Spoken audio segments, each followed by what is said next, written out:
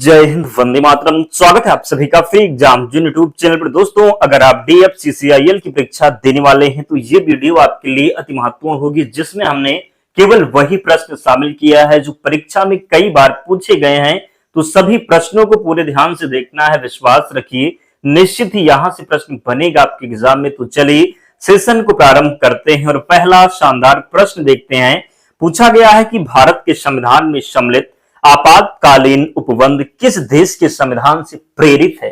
तो बात जब करेंगे आपातकालीन उपबंध की तो ये जर्मनी के बीमर संविधान से प्रेरित है, याद रखेंगे, गलती नहीं करेंगे।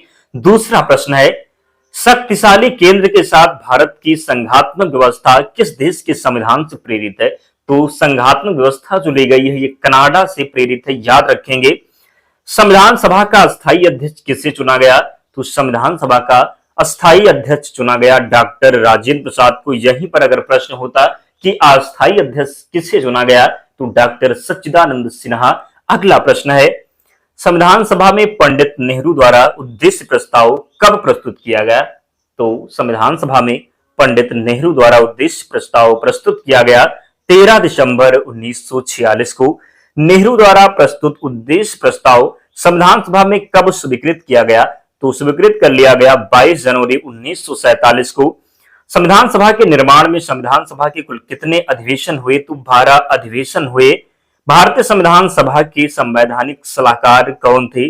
Sir VN Rao right answer हो जाएगा। भारतीय संविधान सभा के संवैधानिक सलाहकार कौन थे। तो सर VN राव। अगला है, पूछा गया है कि रेमन मैग्सेसे पुरस्कार पाने वाले पहले भारतीय कौन थे। आचार्य विनोबा भावे। संपूर्ण क्रांति के जनक किसे कहा जाता है। तो संपूर्ण क्रांति का जनक कहा जाता है जयप्रकाश नारायण को। असहयोग आंदोलन कब शुरू हुआ। 1920 में शुरू हुआ असहयोग आंदोलन। किस आंदोलन में करो या मरो का नारा दिया गया। तो भारत छोड़ो आंदोलन में करो या मरो का नारा दिया गया।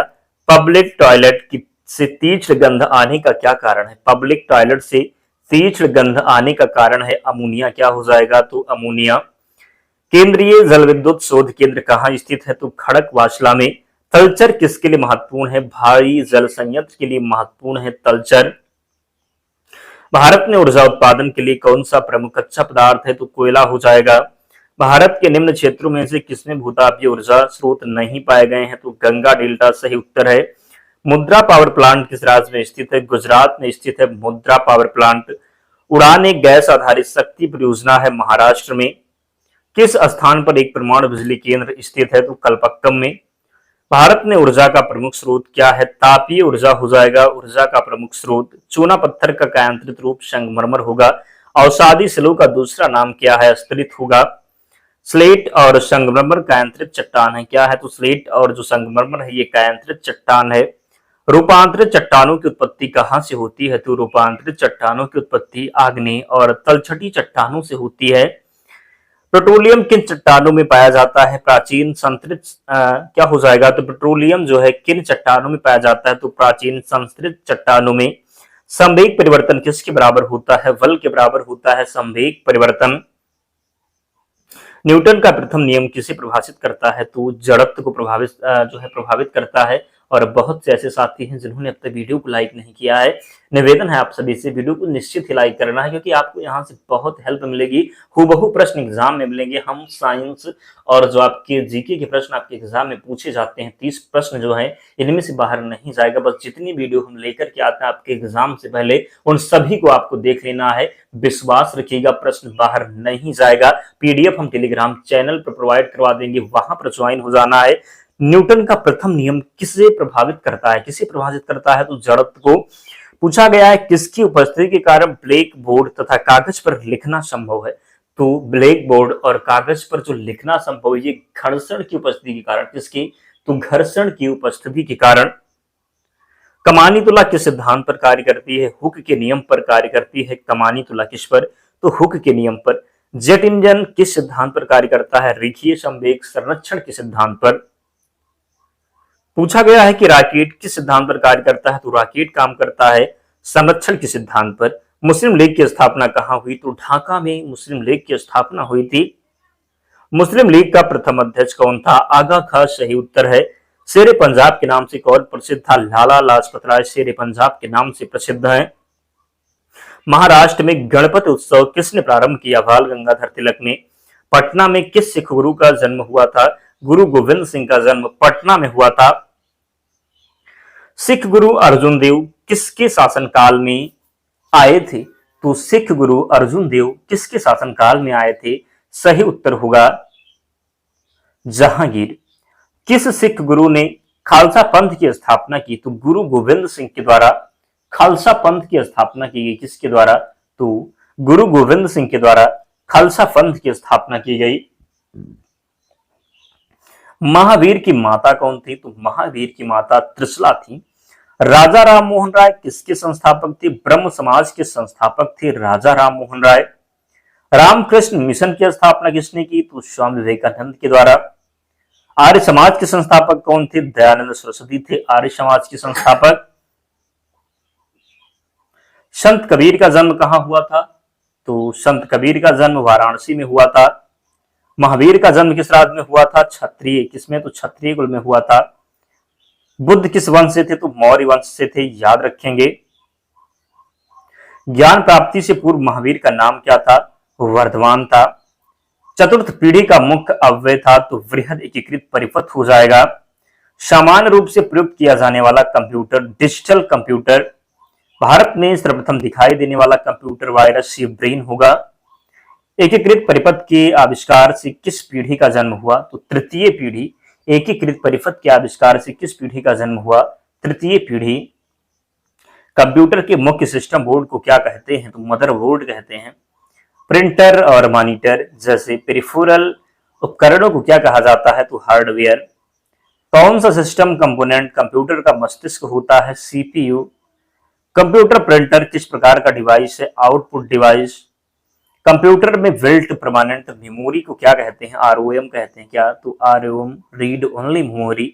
कंप्यूटर को बनाने वाले फिजिकल कंपोनेंट्स कौन क्या कहते हैं? तो हार्डवेयर।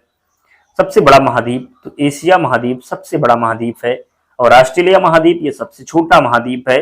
सबसे बड़ा महासागर की बात करेंगे तो प्रशांत महासागर होगा। सबसे लंबी सीमा वाला देश कौन सा हो जाएगा? तो कनाडा होगा। क्या? तो कनाडा। सबसे अधिक ऊंचाई पर स्थित युद्ध स्थल कौन सा है? तो सियाचिन ग्लेशियर हो जाएगा राइट आंसर। सबसे अधिक ऊंचाई पर स्थित युद्ध स्थल जो होगा ये सियाचिन ग्लेशियर। सबसे गहरी नदी घाटी कौन सी है? भागीरथी और अलकनंदा। सर्वाधिक शहरी क्षेत्र वाला राज्य महाराष्ट्र हो जाएगा।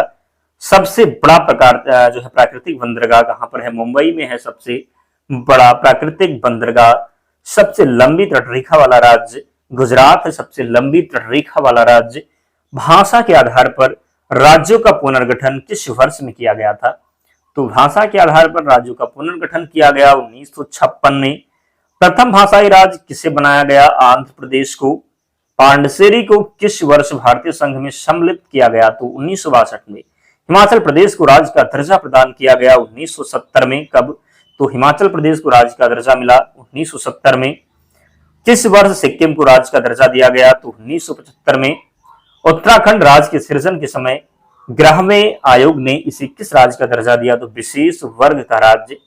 सन्यासी विद्रोह का उल्लेख किसके उपन्यास में मिलता है? तो सन्यासी विद्रोह का जो है उल्लेख मिलता है ये बंकिम चंद्र चटर्जी के उपन्यास में। 1857 ईस्वी में किसने इंग्लैंड में भारतीय सुधार समिति की स्थापना की थी? दादा भाई नौरोजी ने। 1857 के मामले की जांच हेतु किसको नियुक्त किया गया? पील कमीशन। किस सैनिक ने बैरकपुर में गाय की चर्बी वाले कारतूस को मुंह से काटने से मना किया था? मंगल पांडे ने।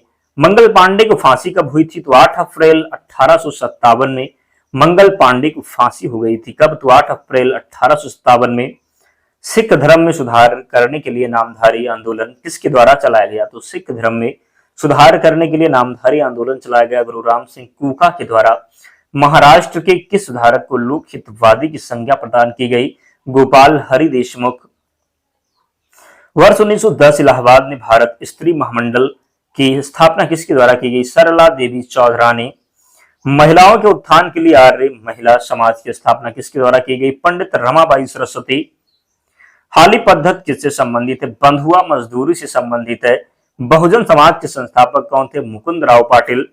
भारत में मुस्लिम सुधार आंदोलन का प्रवर्तक किसे माना जाता है? सर सैयद अहमद खान को भारत में मुस्लिम सुधार आंदोलन का प्रवर्तक माना जाता है। किसे? भारत में मुस्लिम सुधार आंदोलन का प्रवर्तक किसे माना जाता है? सर सैयद अहमद खान को। भारतीय अर्थव्यवस्था की मुख्य विशेषता क्या है? कृषि हो जाएगा। संयुक्त क्षेत्र की अवधारणा किन क्षेत्रों के संबंध को दर्शाती है? निजी व सार्वजनिक क्षेत्र। किसे? तो संयुक्त क्षेत्र की अवधारणा किन क्षेत्रों के संबंध को दर्शाती है? तो निजी व सार्वजनिक क्षेत्र। समाजवादी अर्थव्यवस्था का जनक किसे माना जाता है? कार्ल मार्क्स को। बंद अर्थव्यवस्था से क्या आशय है? तो आप आयात निर्यात गतिविधियां ना होना। बंद अर्थव्यवस्था से क्या आशय है? तो आयात निर्यात गतिविधियां ना होना। अर्थशास्त्र के क्षेत्र में प्रथम नोबेल पुरस्कार किस वर्ष प्रदान किया गया? 1969 में। पादपों में किस रचना के द्वारा जल ऊपर चढ़ता है? तो जाइलम के द्वारा। प्रकाश संश्लेषण की दर किस प्रकाश में अधिक होती है? तो प्रकाश संश्लेषण की दर लाल में अधिक होती है। जीवाणुओं द्वारा नाइट्रेट को वायुमंडलीय नाइट्रोजन में परिवर्तित करने की प्रक्रिया क्या कहलाती है? विनाइट्रीकरण। किस क्रिया के दौरान और ऊर्जा रासायनिक ऊर्जा में परिवर्तित हो जाती है? प्रकाश संश्लेषण। प्रकाश संश्लेषण पादप की किस कोशिका का होता है? तो क्लोरोप्लास्ट क्या हो जाएगा? क्लोरोप्लास्ट। कौन सी फसल मिट्टी को अतिरिक्त नाइट्रोजन प्रदान करती है? तो मटर सही उत्तर होगा। कौन सा तत्व पौधे के विकास में आवश्यक नहीं है? तो सोडियम। काफी पौधे के किस भाग से प्राप्त होता है? तो बीज से। काफी जो प्राप्त होता है ये बीज से। रेशम के कीट समानता किस पेड़ पर पाले जाते हैं? तो शहतूत पर। वायु प्रदूषण के सूचक होते हैं लाइकेन हो जाएगा। पुष्प का सहायक किसे कहा जाता है? तो वाहद क्या हो जाएगा? वाह्य दलपुंज एवं दलपुंज।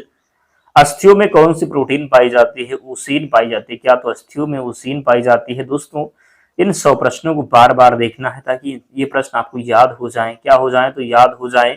और इसकी पीडीएफ के लिए टेलीग्राम चैनल से जुड़ जाना, लिंक डिस्क्रिप्शन बॉक्स में है, या फिर आप टेलीग्राम पर जाएंगे और सर्च करेंगे फ्री एग्जाम जोन, चैनल मिल जाएगा, ज्वाइन हो जाना। वहां पर आप पीडीएफ हम प्रोवाइड करवा देंगे एग्जाम से पहले, तो चैनल को ज्वाइन कर लेना है। तो मिलते हैं नेक्स्ट वीडियो में, तब तक पढ़ते रहिए, ध्यान रखिए अपना, स्वस्थ और सुरक्षित रहिए। जय हिंद।